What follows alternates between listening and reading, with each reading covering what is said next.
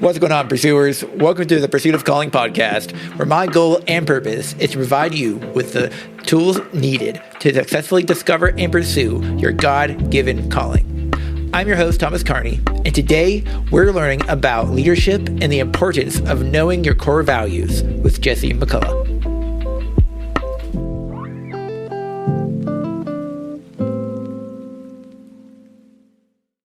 All right, guys, welcome to this episode of the Pursuit of Calling podcast. I'm sitting here with Jesse McCullough. We met through, actually, I probably already said this in the intro, but I'm going to say it again. We met through the John Maxwell certification program team, whatever you want to call it.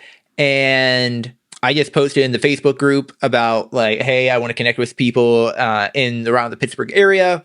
And he commented. We talked on the phone for a little bit, about probably a month ago at this point. And then we were able to set this up to have a actual interview. And it's great. I know he's been on other podcasts before, so I am excited to get to know a little bit more about Jesse. And probably learn a little bit about leadership also. So, hey, Jesse, how's it going? It's going well, Thomas. Thank you so much for having me here on your podcast. I look forward to our conversation this evening. For sure. I think I already said it beforehand. This recording is supposed to happen last week, but you were sick and then I got sick and I was down for the count. So I'm happy we're doing it now. I am too, because my voice was completely wiped out the first part of the week, and I thought, it'll probably be good by Friday, but it was probably a little questionable. So I'm glad. I think a little bit of time probably did us both some good here. Oh, for sure. I'm in a lot better mood too. But for those of you, and also probably for myself a little bit too, I listened to a couple of the episodes that you sent me. But but for those of us who don't know you that well, who is Jesse McCullough? Well, Thomas, I'm a farm kid from Northwest Pennsylvania. I live near Meadville, Pennsylvania, and that probably doesn't mean a whole lot to so many of your listeners, but I live about 2/3 of the way from Pittsburgh to Erie. If you were to look at a map, it's pretty much the middle of nowhere. My hometown is about 1,100 people. We have one stoplight. There's more livestock than people, is probably a reasonable thing to say about where I live. And I grew up in a family where they were all educators. And so it should come as no surprise as I decided to go into pharmacy. I became a pharmacist and actually went to school at the University of Pittsburgh, so just down the road from you, and worked all over Northwest Pennsylvania. And then moved into a number of different roles within the corporate office of a larger pharmacy group, and had so many different experiences, and the experiences that I would not have expected a farm kid to have by any means. And that's how my journey started. And I know we have a lot more that we're going to talk about here, but it took going through at least that part of the journey to get the experience and the perspective that opened up this next phase of my life, at least, which is where you and I have now crossed paths. Yeah. Wow. And I think this, like you said, this area of our lives that we both have crossed paths, this has been, like, I've only been a part of the Maxwell leadership certification program stuff for a short time. And the amount of things that I've learned and the people that I've got to meet just through connection, through the Facebook group, through like some of the calls that they host, and just you and the connection that you helped me get before I left for Uganda. Honestly, it's crazy how I felt immediately that, like, wow, the price that I paid was immediately, it was like, just felt like it was like, okay, this is definitely going to be worth it pretty quick. But the value that it brings is amazing. And if you have something, sorry. It's just a completely different culture. Yeah. It's a culture unlike anything that I have experienced before. I really had no idea what I was getting into. I thought it was one thing, and it was a few steps beyond what it turned out to be. I thought it was going to be that I sort of had my own ideas of what it would be, and it's turned out to be so much more. And just the caliber of people that you meet, people like yourself, it just boggles my mind, right? To be able to see this and just you make friends from all over the world. You know, when I joined, I think they were saying that there were maybe 18,000 members of the team at that point, and I don't even know what the current number is. Last I knew, it was well over 40, maybe 45,000 people were members of the team. I joined back in 2017, and I think we'll talk more about that here as our conversation goes on. But it was just there were so many eye-opening experiences going through that made a positive impact on me that I could turn around and take that and make a positive impact on others. Could you go into like what was an example of one of those impacts? Yeah, well, one, it was, like I said, it was a different culture. You went in there, and there were a bunch of people. Everybody loved you unconditionally and only wanted the absolute best for you. And that was so apparent. It was so apparent. And I mean, I'm like I said, I'm a pharmacist. I can't even begin to put the number of pharmacy conferences I've attended, and you'll be there and you'll see people who you at least perceive to be your competitors. Across the aisle. They're kind of like the enemy or whatever. There's some level of distrust that you have towards some people. And it was completely different than anything I felt in school. It was actually completely different than anything I ever felt in my church. It was just something different. And one of the people that I introduced you to, a friend of mine, John, we were put at the same table, and it was interesting. John was originally from Kenya. And he says he's living near Philadelphia, and when you travel, several hundred miles to get to this conference, and you find somebody who lives, a couple hundred miles away from you, you're essentially neighbors. Right? There's a guy from Pennsylvania there, and it's like, we have a lot in common. We're already halfway to being best friends, and he has become a lifelong friend to me since that day. And so, it was just such a special place. And then, just the environment and how we learn together and how we encourage one another. It's been a really special group to be a part of. Yeah.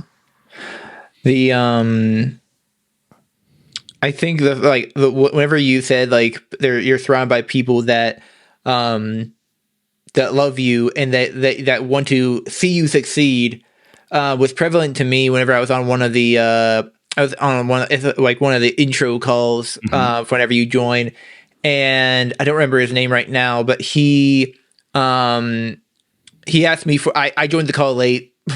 Eventually he asked me, he saw me, and it was he saw me come in, and I thought it was just gonna be a call where I just sit in and listen, and that was it. But no, he called on me, and he called out, and I was like, "Hey, Thomas, how's it going? What's your story?" And I was like, "Oh, I thought I was just sitting. I didn't expect to talk."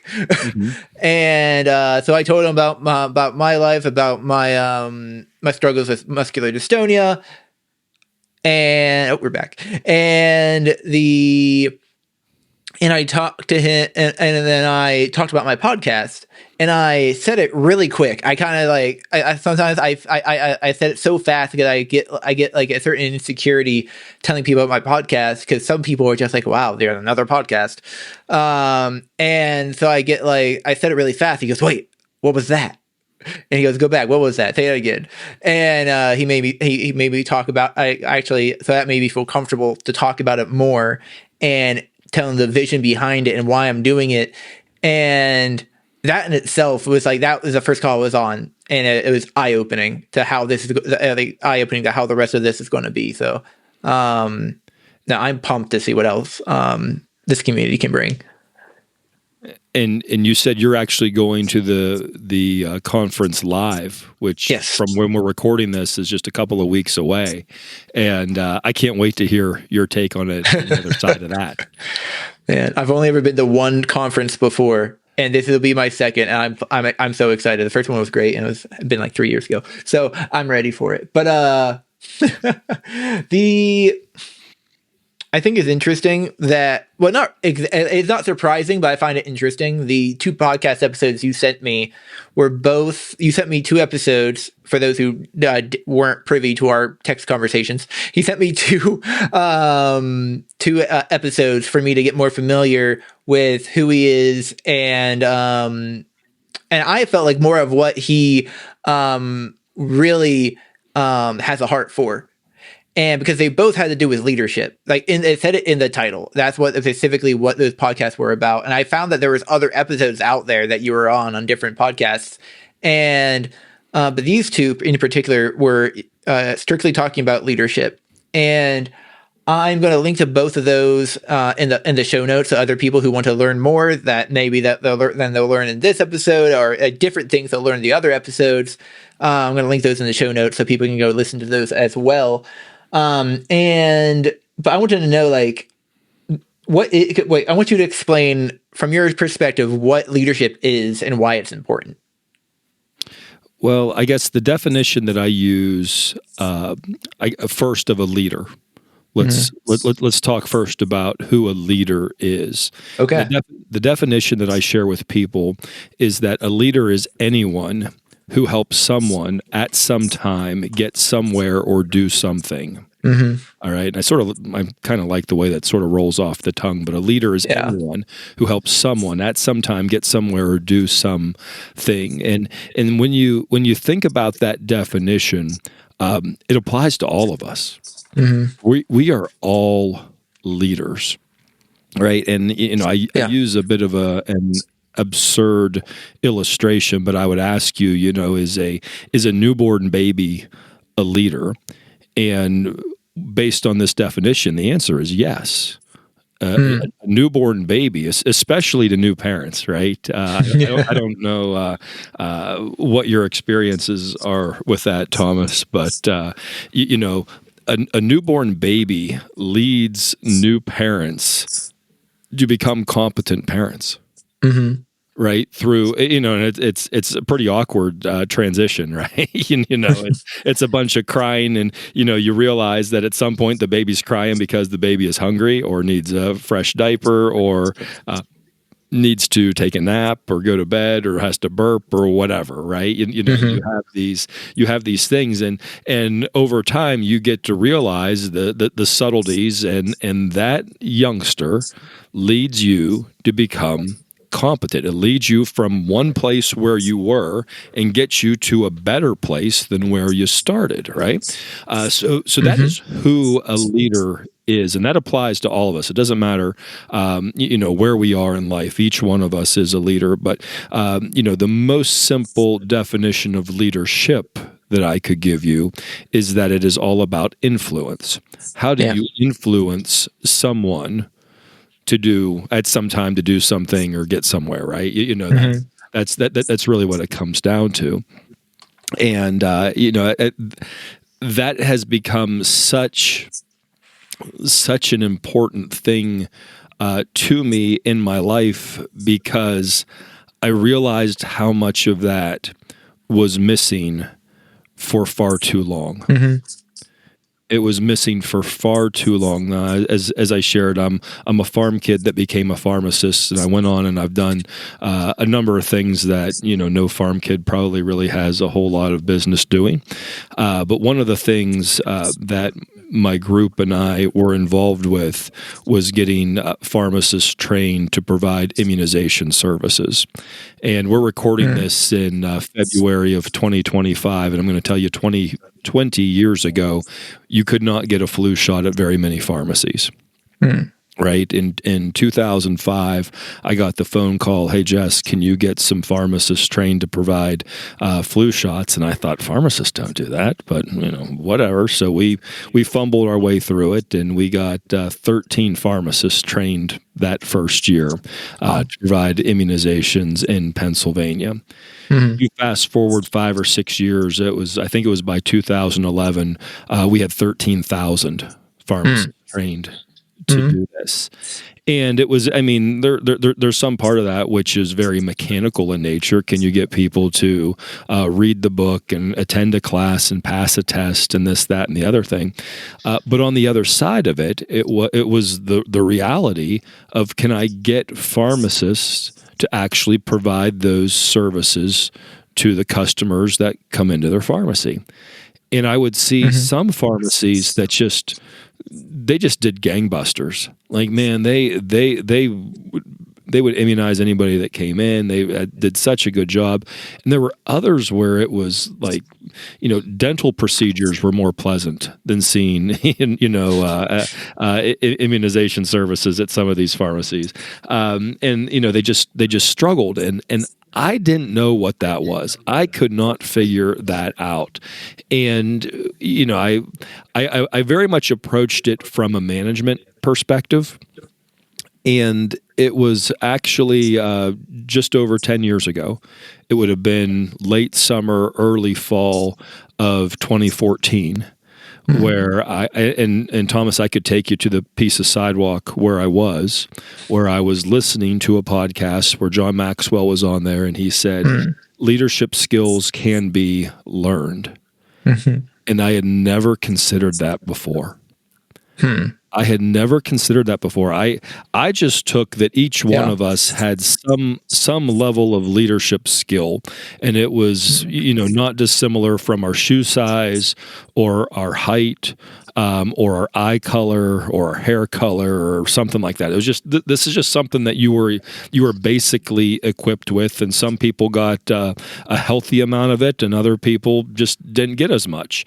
And as I looked at it, I just I saw a bunch of people who just didn't get a whole lot of it, and I thought, oh, well, that's too bad. I had never really thought of it in those terms, that leadership could be learned, and that leadership would make all the difference in the world. And that night, it sparked something in me, and I started studying leadership. And, it became, as I started to study leadership, poor leadership stood out to me everywhere. All you had to do was turn on the TV at night, and you're politician of your choice. I don't care who you like or who you dislike. Right. They're on TV, and you could see poor leadership, and so that was pretty obvious to me. I could see that. I could see poor leadership in government. I could see poor leadership at work. I could see, as I learned more of what good leadership looked like, there was not good leadership all around, and I could see that. And and that started to agitate me a little bit. That started to get me just be a little bit uncomfortable, or I could see the poor leadership in the schools that my kids went to. I could see the poor leadership in my church. But where it really just punched me in the nose is when I looked in the mirror and I saw the poor leadership that was happening in my own household and with myself. Wow. Yeah. And I was like, oh man, this is something else. And, I started on that journey of, having to learn or unlearn. I had to unlearn an awful lot. And I will tell you that I am a much improved. I am by no means a perfect leader now, but I am light years ahead of where I was 10 years ago. And as I went through that, it hit me that, oh my goodness, other people need this too. Other people can go down this same road that I'm going down, and they can yield similar benefits to what I'm observing. Right, this has the potential to change everything, and one of the leadership guys that I listened to, I don't remember if it was John Maxwell, it may have been Craig Groeschel, who said, everything rises and falls on leadership. Yep. Everything gets better when the leader gets better, and so I started doing that myself, and then I started seeing how the impact it had on my team. And it was eye-opening. I was like, oh my goodness, this is it. This is it. So I'm going to pause there. I've been talking way too long here, so I want to make sure I haven't gone off track where you're wanting the conversation to go, my friend.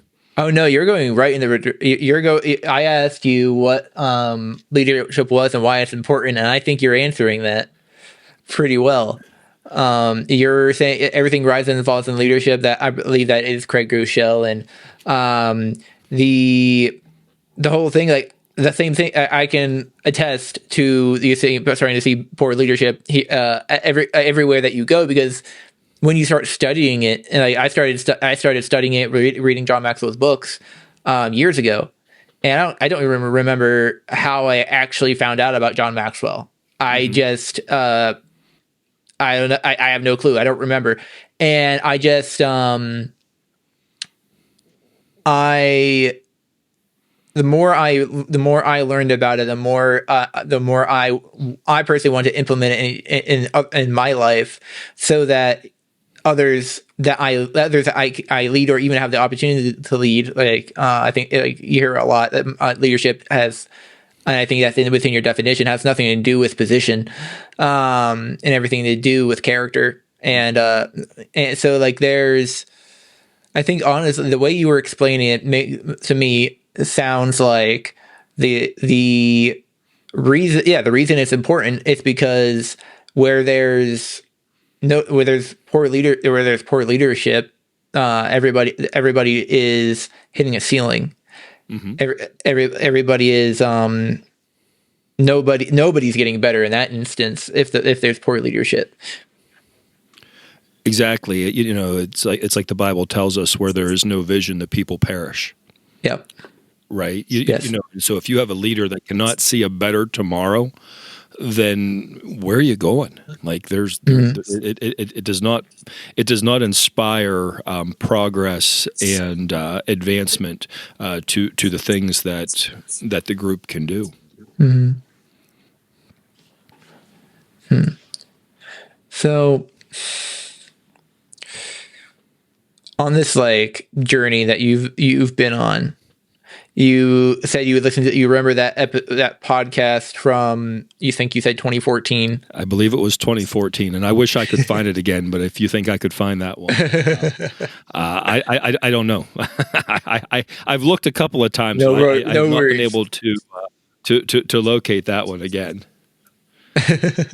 No worries. I think there's still a ton of content out there to gain wisdom from both John Maxwell and Craig Groeschel, and I can't think of anybody else, but there are a ton of other people. But there's one thing I want to ask you, and you might have already said it, but I want to dive in. Like, what is one of the most important things that you learned while pursuing this journey of personal growth and journey of leadership? I would say one of the most important things, especially early on, was to become clear on my values. I'll give you a preview of what you should expect next month. But we all have values, right? You have a set of values. I have a set of values. Each one of our listeners here tonight has a set of values, and by and large, they're probably somewhat similar. I don't expect people with dramatically different values from you would be listening to your podcast for very long. Right. But by and large, any group of people has values, and they can be similar. They can be quite different, right? You're outside of Pittsburgh, and people in Pittsburgh have a core value of the Steelers, right? And not everybody has that core value, right? You can go to different parts of the world where that value does not exist. There's actually parts of the world where the Steelers are not loved at all. As hard as that is for any of us to be able to comprehend, right? But I was where these dominoes started to fall for me is I was at a conference in Washington, D.C. There were about 500 people in the room, and the keynote speaker came out, and he asked a question. He said, how many of you work for a company that has core values? And in that room of 500 people, 500 hands went high in the air. His next question was, how many of you know what those values are? And 500 hands in the room came down. And I looked around and I thought, wow, isn't that something? Yeah, that's wild. Isn't that something? Because the fact of the matter is we all have values, but oftentimes we haven't articulated what those values are. We would say, I would say, Thomas, do you have some good values? Do you have some good personal values? You would say, of course, Jess. Absolutely. And I would believe you. Right?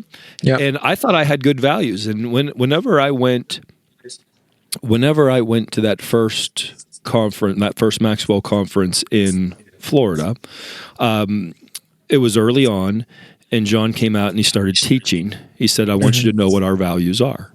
And I suspect he will do something similar whenever you go down there. And he put this on the table. He said, hey, I want you to know these are our values. And, once you know the values, that it sort of explains the culture that we were talking about just a little while ago. But he says, these are our values. He said, they do not have to be yours. They do not have to be your values, but I want you to know this. If these are not your values, I want to encourage you to go to the help desk, tell them that you do not have the same values that we have. And what we'll do is we'll just give you your money back. You go home. There's no harm. There's no foul. There's no hard feelings. But I just want you to understand that we want you to be, we want you to, these are the values that we hold dear. And I'm in a room of 2,000 people, 3,000 people, however many people were in there. And he starts going through the values. And, a couple of times, as I will tell the story, it may not have actually been this way. He just reminded us, if these aren't your values, do not feel obligated to stay. And I would tell you, Thomas, that they were not my values. They were fantastic. They were actually better values than what I had. But they were not my values. And as I looked around the room, no one was getting up. And I wasn't about to be the first. I said, maybe I need to upgrade my values. And that's where... That's good. I think that was one of the key things, one of those key moments for me in this growth is that I upgraded my values. And and I took a different perspective on so many things, and I now came back and I had so much more patience and compassion for so many people that I didn't have before. And that didn't happen overnight. That took some time. I'm not going to tell you that I've never been frustrated since that point, but I have to remind myself, you know what? I need to value people. One of the values was value people and add value to people. Yeah. And I didn't always do that. I may have valued people, but I didn't add value to people. That was something that when you and I met after your Facebook post here a couple of weeks ago, I would hope you would say, and I think I'm going to put words in your mouth, you can dispute it here, but I think you would say that I added value to you in that conversation, that you left that conversation better than what you started it. Yeah, for sure. And that was not the way that I thought at all. At one point it was this is the value that I have. I got to keep all this value to myself. There's no way because if I give my value away, I'm somehow going to be less. I'm somehow going to be not as important. I'm somehow going to not have the same impact on people. People will not hold me in that same regard. And my thinking was completely backwards. That I needed to add value to people. I needed to empower people. These were leadership principles that were missing in the organization that I was in. And perhaps that explains why the organization had some of the challenges that it had. It's just something to consider. So I would say that's probably one of the key changes, one of those key elements that was such an important part of my journey, and it happened very early on. I'm in a room of people that somehow they all love me. They've never met me, but they all love me. Yeah. They all want the best for me. And, Yeah. And I don't know that I'm a generally I get along with people, but I'm not that warm and fuzzy. These folks were a little warmer and a little fuzzier than what I was in that regard. And it was just, it was just an interesting,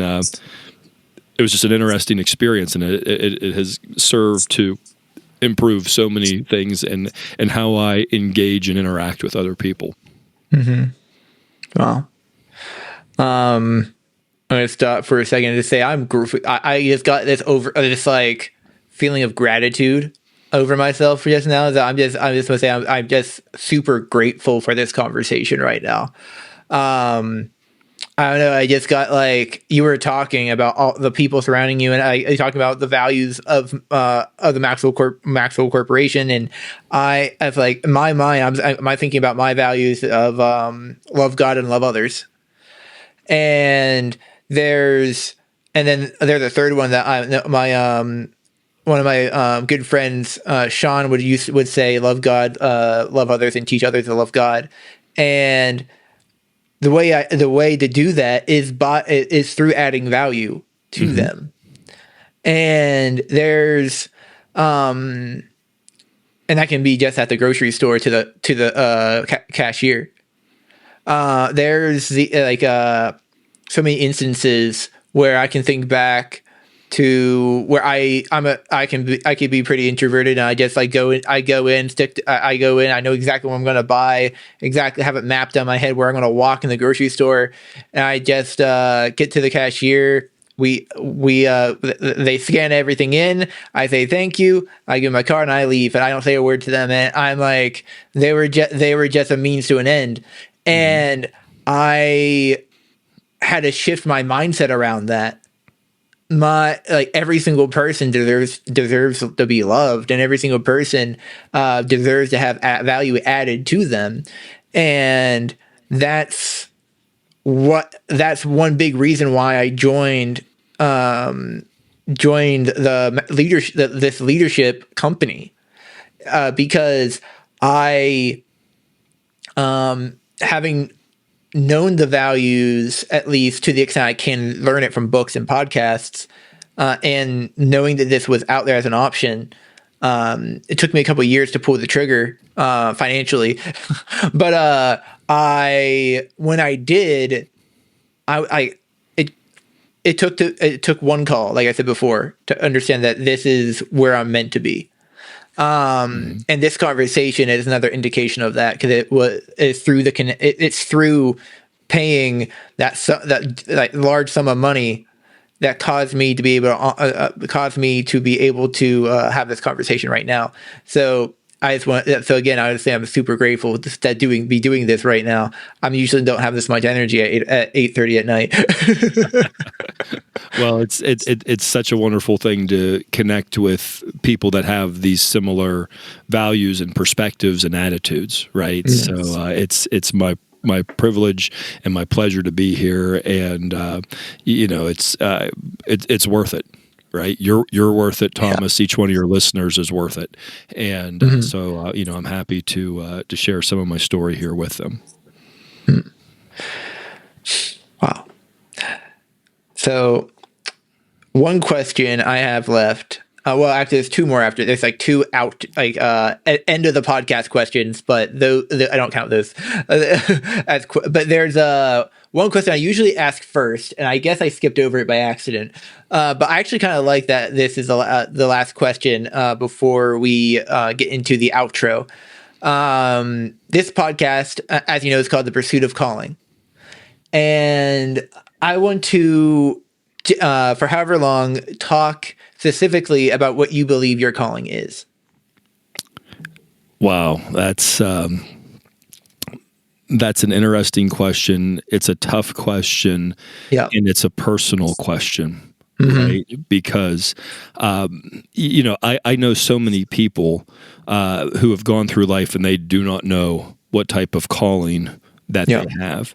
And then I also know there's some young people who believe they know their calling. And that may be. I guess I've observed that our calling can change a little bit as you go through life. Just for some perspective for your listeners, I think, and I need my wife to validate this, I think I turned 50 this year. So I just want you to know where I am. And I say that because I've lost arguments with my wife where she knows how old I am and I don't. But it took me till I was about 40 to figure this out.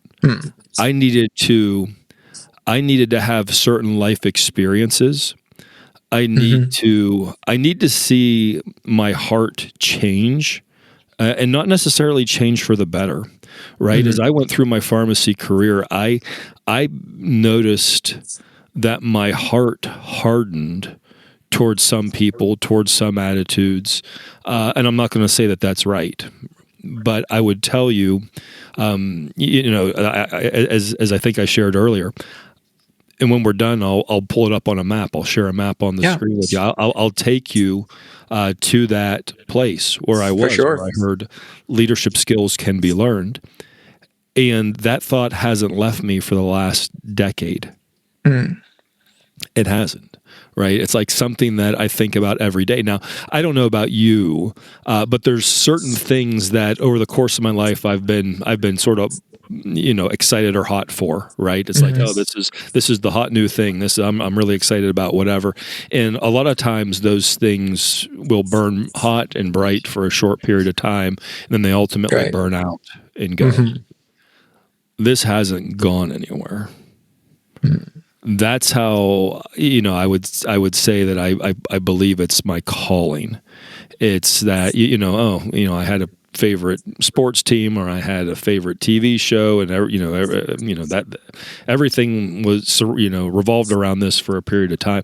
This is something that has just had a completely different type of life to it.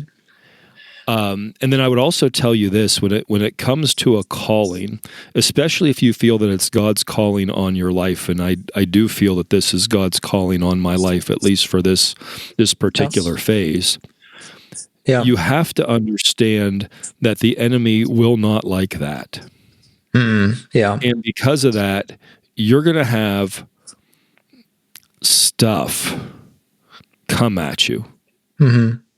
You're going to face resistance. You're going to face failure. It's having a calling. I don't know that that's, at least my experience has been, that it's not sunshine and lollipops. It's hard. It is hard. It is, there are some high points. There are some challenging days, So I'm afraid I'm getting off the question that you asked. But what it came to was that I realized that my purpose in life was to help others help others. That's what I became a pharmacist, and I am not especially gifted in the direct patient care aspect of it. But I do have some gifting in helping others who do that. Right? That's where, helping pharmacists develop these new skills around immunizations or whatever were so helpful for me to see that, hey, this is what you need to do. You need to go out and you need to, train others who will go help others. And then, well, what's next? You've trained everybody to give immunization. What's next? And it's become very clear to me that you need to help them acquire and develop and nurture and mature these skills that will impact themselves, their teams, their patients, and the communities that they serve.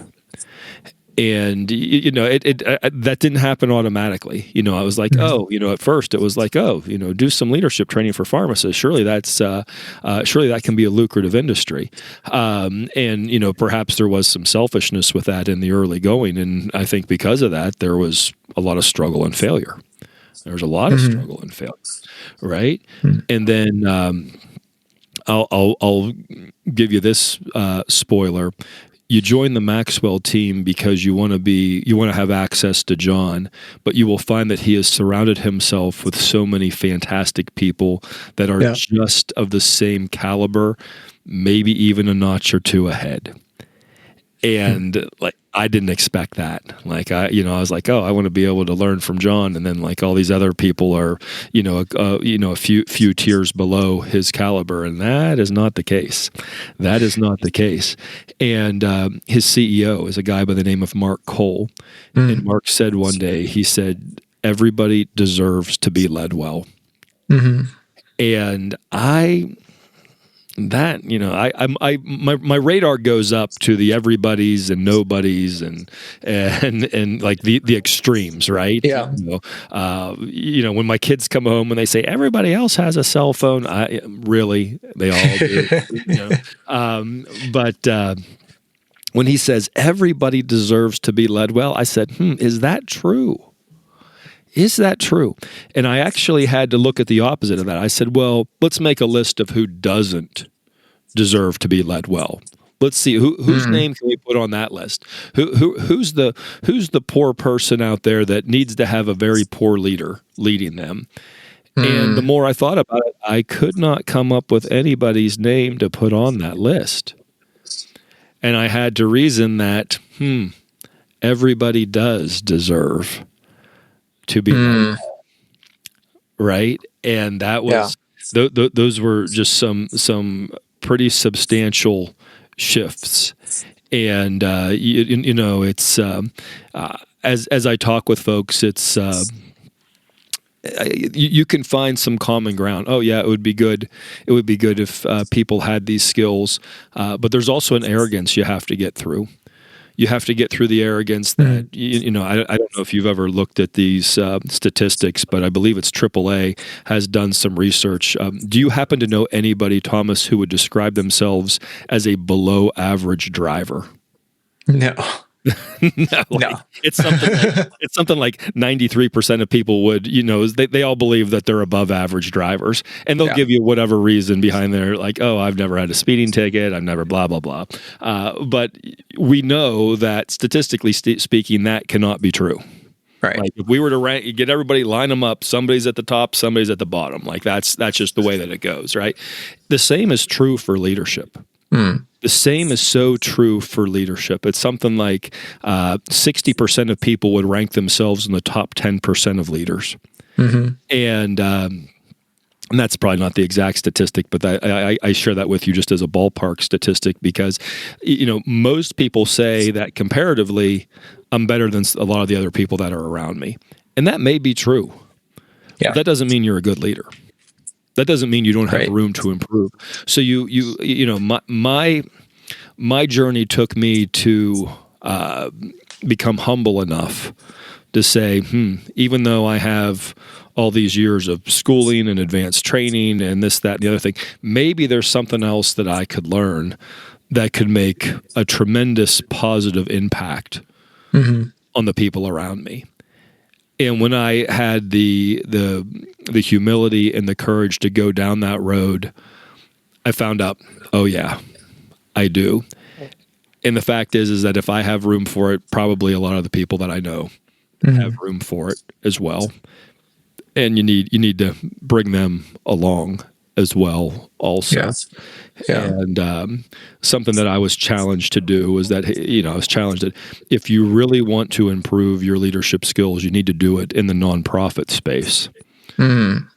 So, I serve my church in a couple of ways. I serve on a board locally for community revitalization.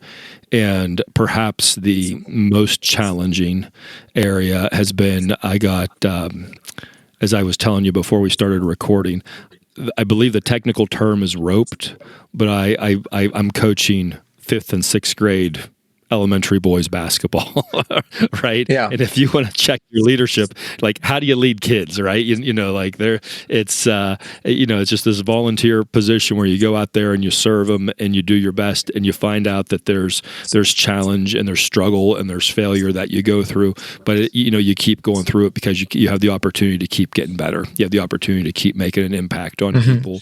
And if I can get better at coaching elementary boys, you know what? That's going to help me.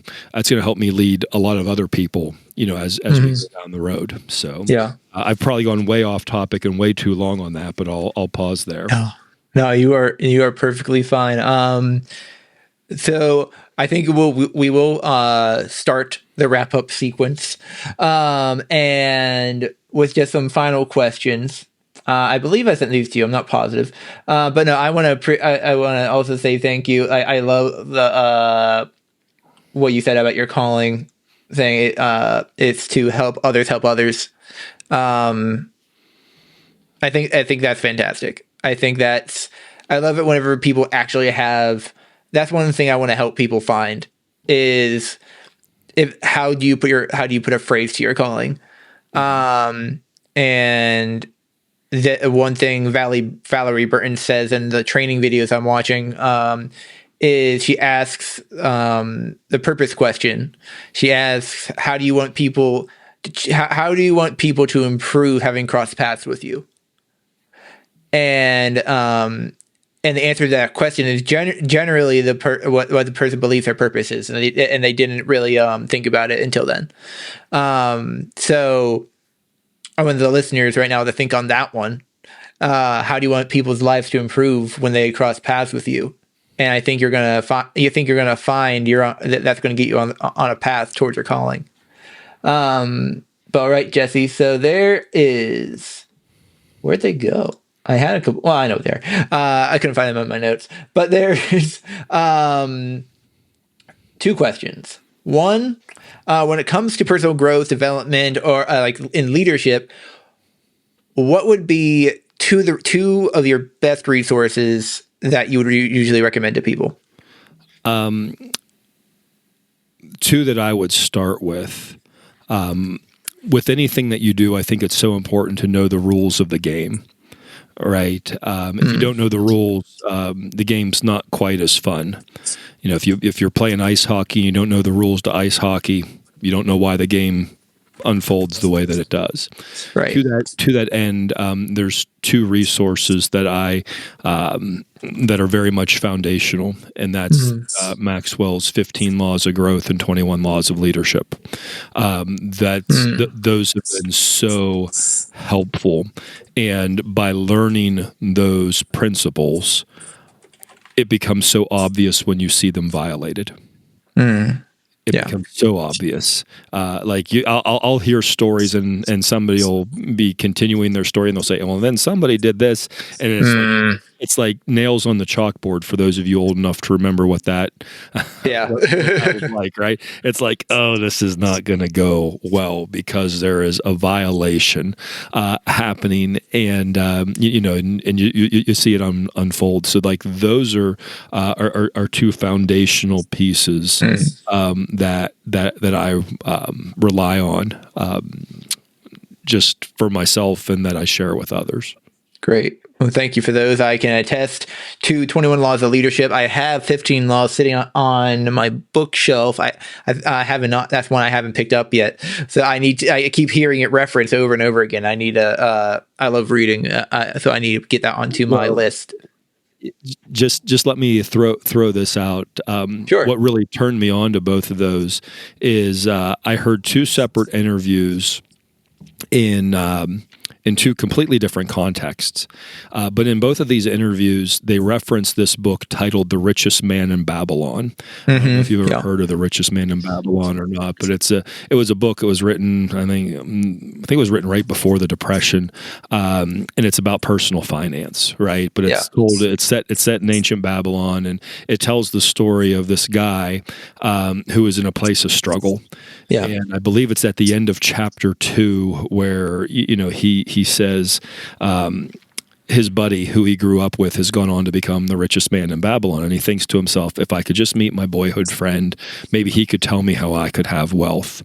By the time you get to the end of chapter 2, he's able to reunite with his childhood friend, and his friend tells him something to this effect. He said, the reason that you do not have great wealth is either that you do not know or you do not obey the laws that govern wealth.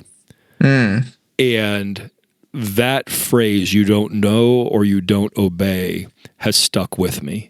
This is sort of a foundational part of any teaching that I do, is that there's laws that govern everything around us, right? I mean, have you ever had a day that was not 24 hours?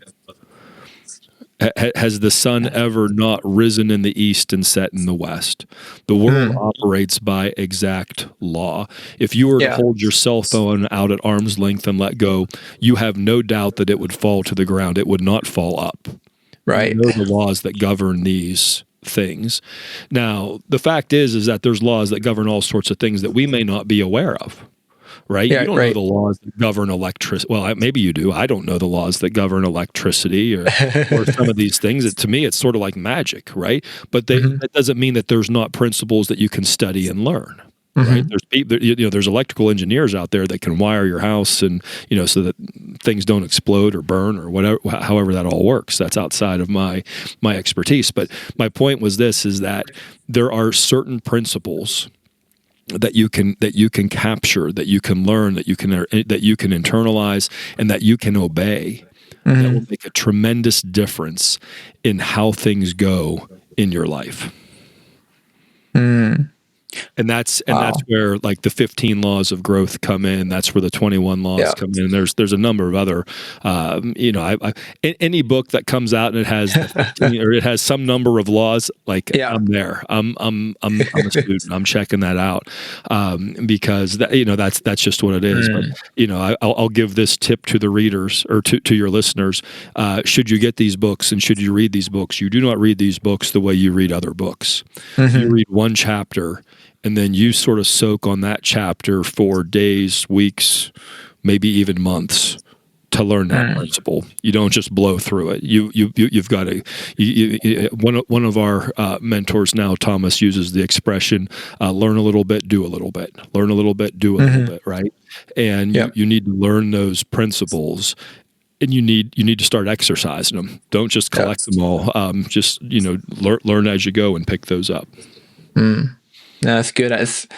The way you kind of brought structure to the laws. Like you brought structure to structure to the understanding of like what they're for. You said things in a way that I haven't really thought of before. So that's pretty cool. Wow. So thank you for those. I'm going to do Richest Man in Babylon as a link in there as well. But there's final question for the evening.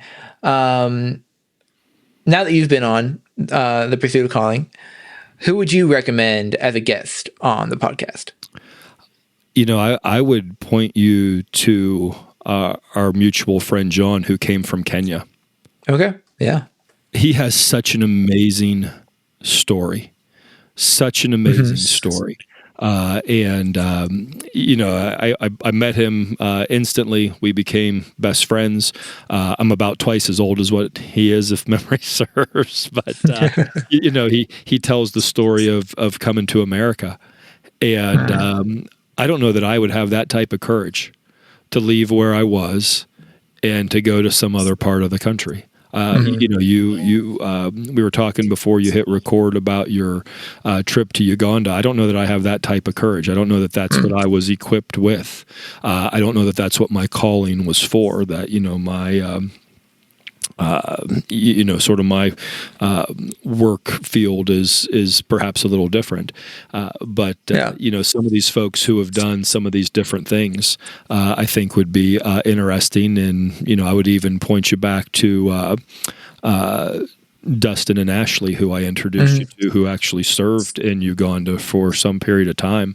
I think those would be a couple of folks that at least at first thought, would be low-hanging fruit that I think would be tremendous people to add value to your listeners. Wow. That's fantastic. Thank you. I'm going to reach out to all of them. And, I appreciate it. And for those who are listening, thank you for listening to this episode of the Pursuit of Calling podcast.